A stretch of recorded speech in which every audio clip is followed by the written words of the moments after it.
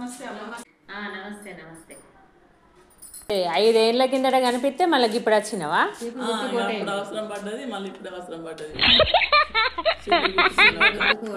ఇది వరకు గెలిచి ఏం చేసినావు ఊళ్ళే? 10 ఎకరాల భూమి కొన్నమ్మా. ఇప్పుడు గెలిచి ఏం చెప్తావు మరి? అలా ఇల్లు కడతా. ఇల్లా ఇల్లా రైస్ మిల్ అన్నా రైస్ మిల్ అన్న కడతా అనుకుంటాం, ట్రాక్టర్ అన్న కడతా అనుకుంటాం. ఎందుకంటే ఊరోళ్ళకి ఉపాధి దొరుకుతుంది.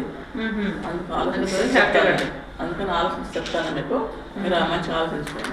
గట్టిగా చీరలు ఇస్తే మోసపోకుండా, మందు డబ్బులు ఇస్తారు, ఆరోగ్యంలోకి పోయి గట్టిగా వేస్ట్ చేసుకోకుండా ఏదైనా దాన్ని మంచి ఉపాధి దొరుకుతుంది.